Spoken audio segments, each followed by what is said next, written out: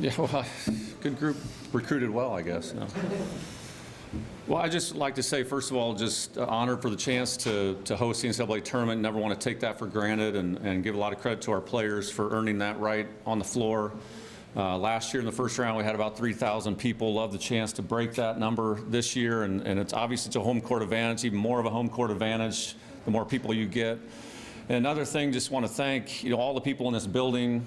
Coach Cal, Coach Mitchell, there's a lot that goes on hosting an NCAA tournament, from the events people, marketing, sports information. I mean, there's just so much, and so the amount of time and effort goes into it is surely appreciated by all of us, and including those players back there that are doing jumping jacks. So, what do you think is the biggest point of emphasis going up against Southeast Missouri State?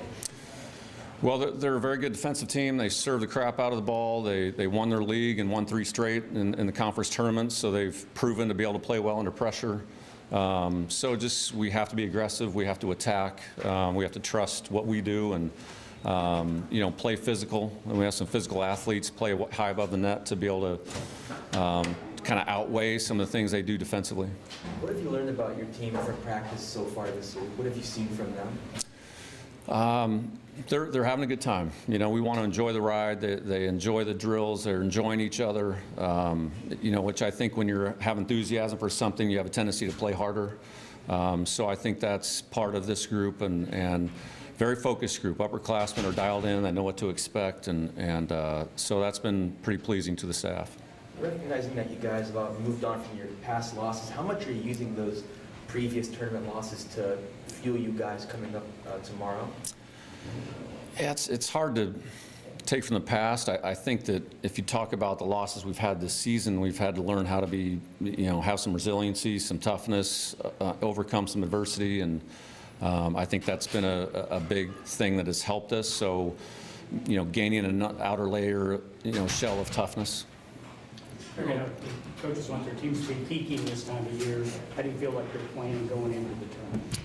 We've been playing well. I mean, we've probably the biggest thing that the staff has been pleased with is every match we've gone into, even since probably even Texas A&M we lost. I mean, we've prepared physically, mentally, and whatever happens, happens. And I feel like that wasn't the case in September, wasn't the case necessarily in October.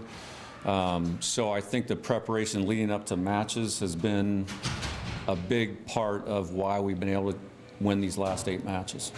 Greg, your team doesn't panic. You came back against Florida, came back against LSU. That's good coaching, right?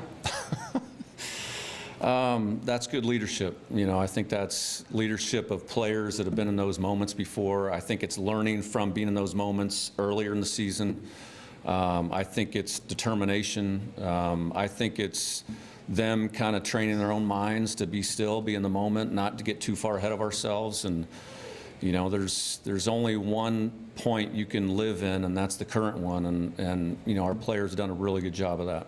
How much does having veterans who've been through this before help deal with everything that goes on? Because it is a little different with the tournaments.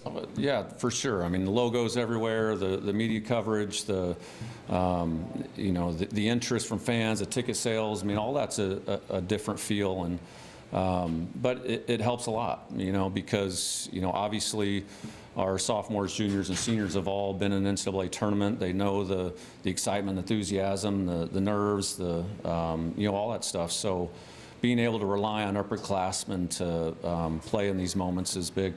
You all defended the SEC title again this year, facing some adversity and having targets on your back all season long. How does that prepare you for this next stage and help you stay loose going into do or die time? Yeah, I'd say this is probably the hardest one. With expectations from the beginning that we were expected to win the league, and some injuries, some adversity off the court, and those are things that they don't put in the coaching manual. So you just really, again, proud of these upperclassmen for, our setter was out for a match with a concussion. We had Lea was out earlier and came back, and, other things that happened, winning on the road, being down at Florida. So, and LSU giving us all that we could handle down there. And, it's being in those situations can only help as you go into the tournament.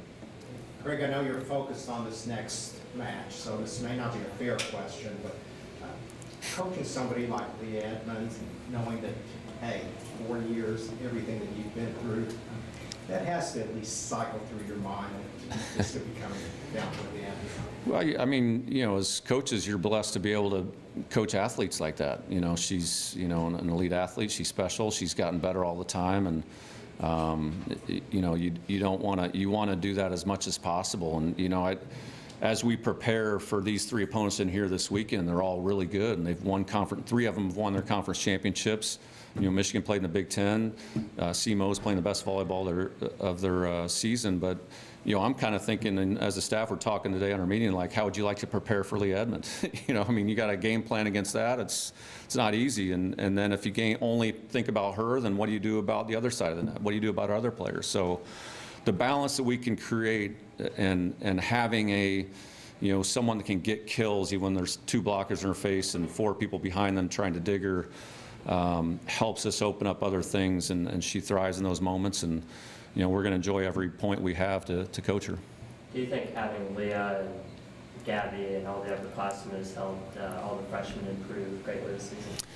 Yeah, the upperclassmen, they have, I mean, there's not a moment goes by they don't like to have a good time and enjoy each other, enjoy the moment. So I think that, but at the same time, they whistle blows, they are fiery competitors. And so I think to be able to have a balance like that and show the freshmen it's okay to have fun, enjoy what you're doing, but when the whistle blows, it's us versus them. It's the lessons you learn as a freshman are significant when you have upperclassmen like that.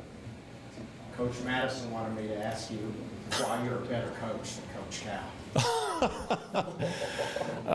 Well, I'm going to say this, that hopefully I can coach volleyball better than Coach Cal, if that says anything. But and hopefully he can coach basketball better than me. Let's just leave it at that. That's a good answer. You went around the question. I like that. Well, let me put it this way. I have a lot of respect for Cal, and he's been very supportive and helpful. And, you know, I'll never forget, we got beat at the last match of the SEC season in 2016 to lose the conference championship. He called me at 9 o'clock the next morning, so I know how you feel. And that stuff means a lot. And, you know, he's let me come in his practice. He comes by our practice. I mean, just being able to be around Cal and the other coaches in this department is, you know, when you want to be a learner as a coach, you're in a great situation being here at Kentucky. Anything else? All right, thank you for coming. We appreciate it. Thanks, guys. Look, Coach. Thank you.